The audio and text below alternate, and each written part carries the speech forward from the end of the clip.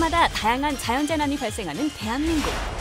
최근 10년간 총 174건의 자연재해가 발생하며 수많은 인명과 재산 피해가 났는데요. 그래서 오늘 내마가 떴다에서는 자연재난을 대비할 수 있는 갖가지 장비와 기술력에 대해서 알아보도록 하겠습니다.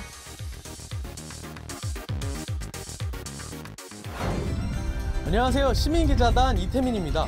요즘 들어 영화 속에서나 나올 법한 대규모 자연재난들이 세계 곳곳에서 일어나 긴장을 늦출 수가 없는데요. 호우, 대설, 가뭄, 지진까지 그 형태도 모양도 다양한 자연재난. 이처럼 순식간에 찾아오는 자연재난은 많은 재산과 인명피해를 일으켜 더욱 각별한 주의가 필요한데요. 그래서 오늘 저는 재난이 들이닥쳤을 때 대처할 수 있는 유용한 장비와 기술력에 대해서 한번 알아보려고 합니다. 저와 함께 한번 가보실까요?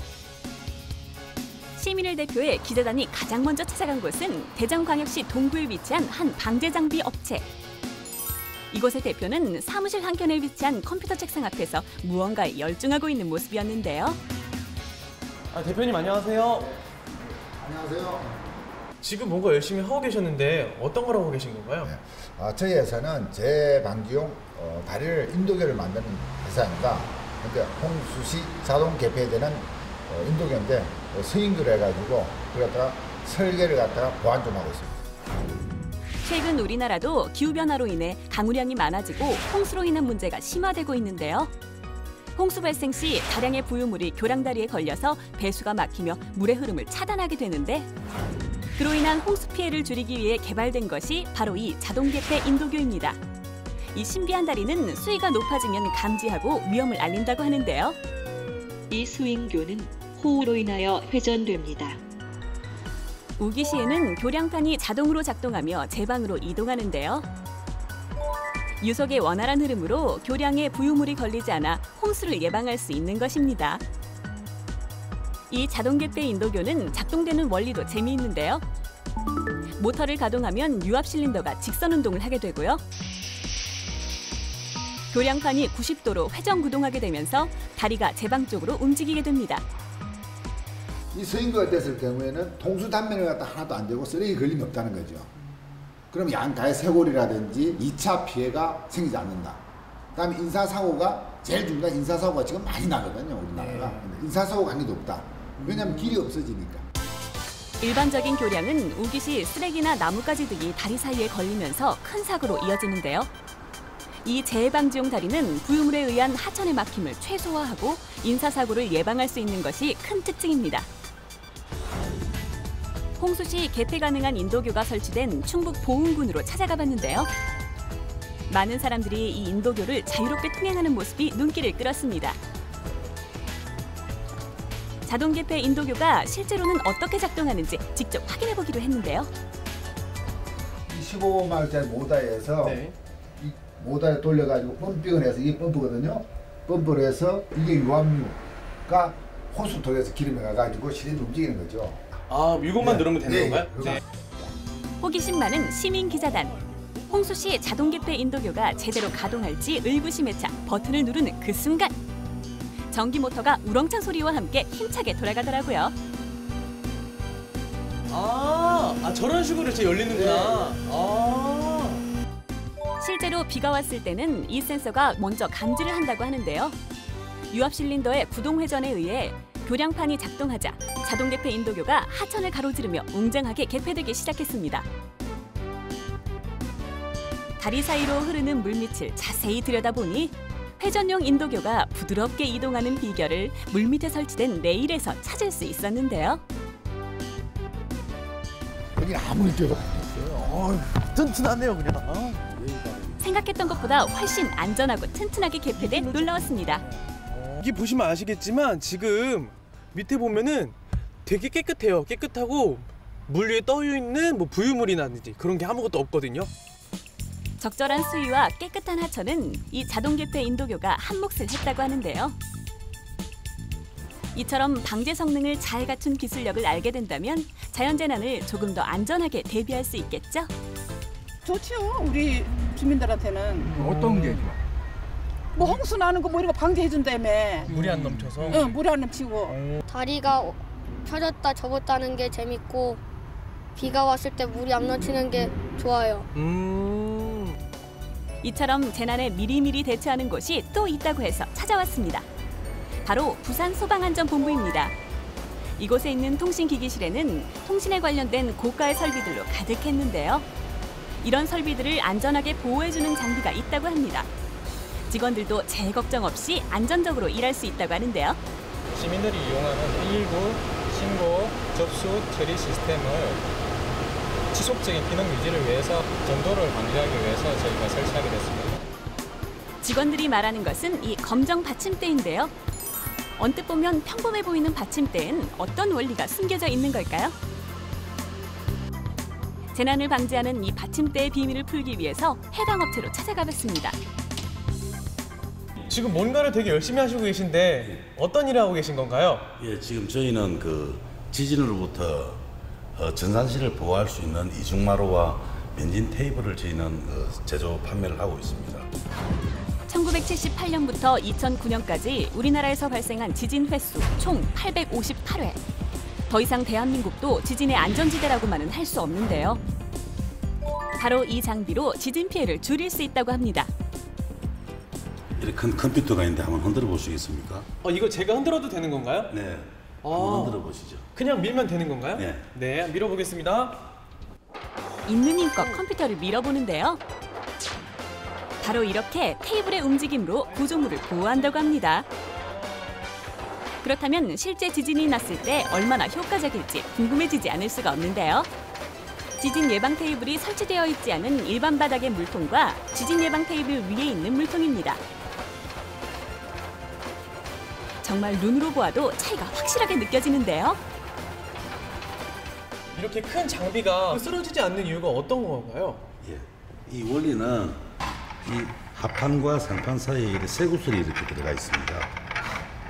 이렇게 구슬이 움직임으로 해서 합판만 이렇게 움직이고 이 상판은 안 움직이게끔 해줌으로 해서 위에 있는 고가의 여러 장비들을 보호해줄 수 있는 그런 장치가 면진 장치인 것입니다.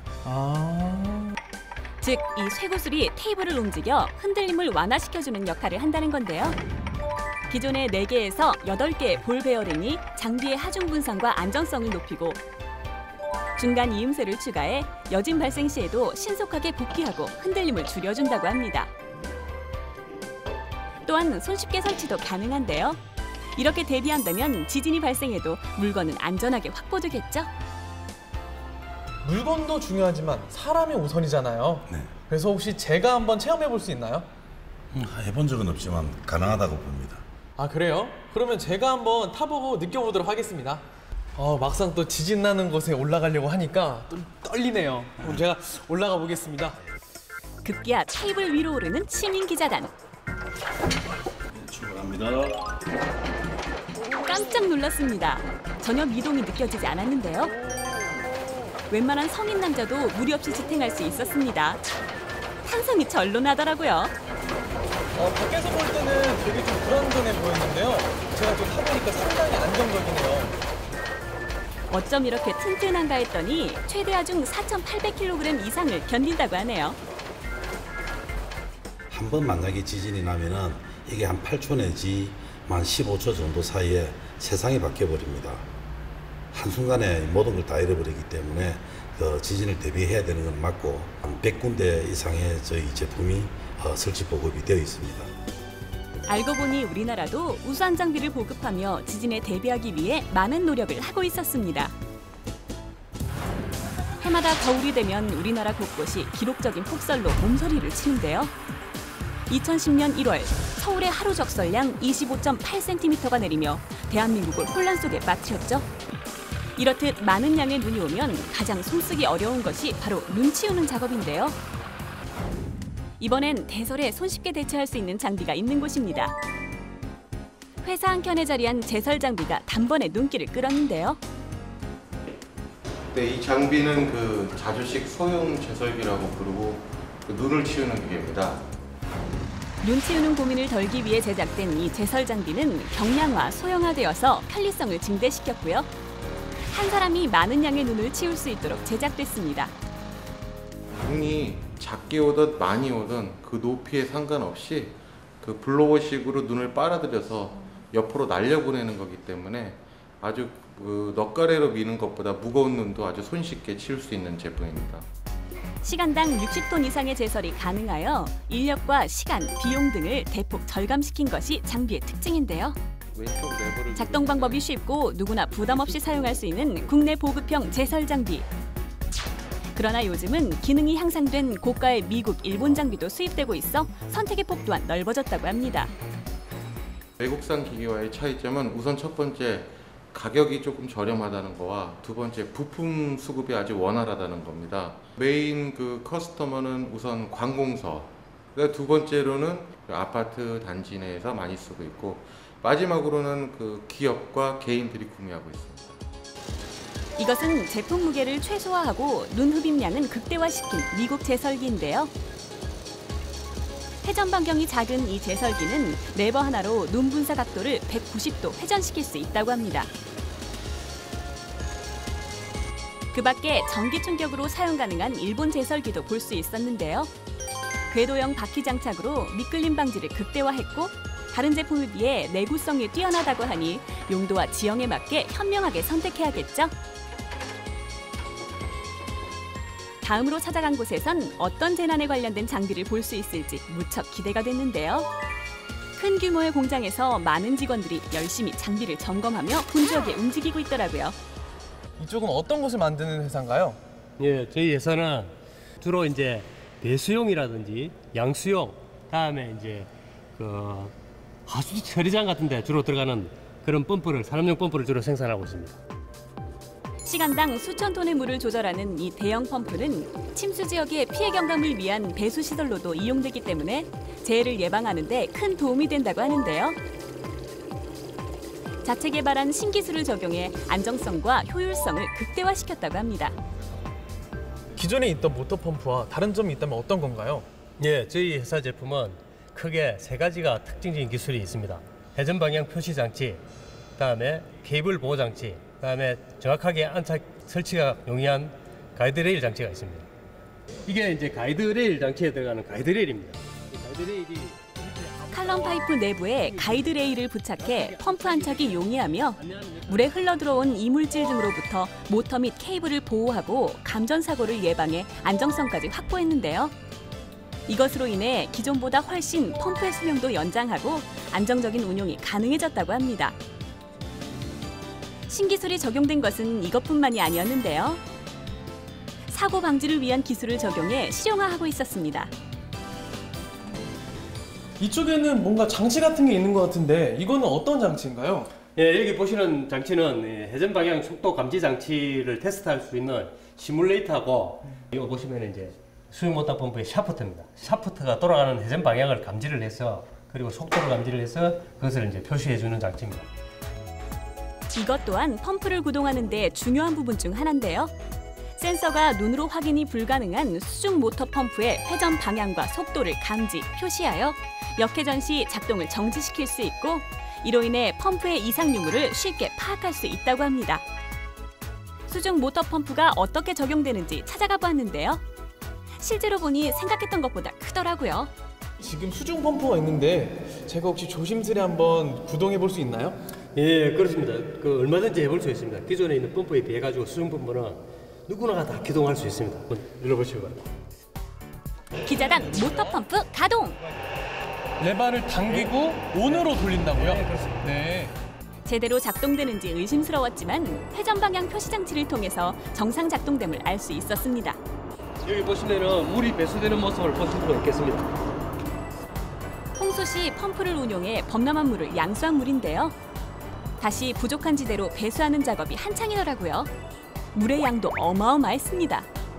지금 이 배수하는 작업이 어느 정도 방류를 하는 건가요? 네, 이게 지금 펌프 한 대 돌아갈 때 시간당 7,200톤 정도 나갑니다. 아, 엄청난 양이 배수가 되네요. 네, 그렇습니다. 이렇게 성능이 뛰어난 장비를 계속해서 설치한다면 많은 양의 비가 와도 걱정 없겠죠? 이처럼 폭우에 대비하는 방법을 연구하는 곳은 또 있었는데요. 기자단이 빠르게 찾아가 봤습니다. 저희는 이제 빗물을 침투시켜가지고 일단 우수유출 저감을 목표로 하는 그런 제품을 또 개발하거나 아니면 이제 또 개선하는 그런 회사라고 할 수 있겠습니다. 최근 기후변화와 도시화로 인해 침수의 위험은 더욱더 높아지고 있는데요. 이곳에서는 이런 침수로 인해서 벌어지는 도심지 피해를 방지하고 물을 재이용할 수 있는 제품을 생산하고 있었습니다. 그것은 바로 도로 침투바지인데요.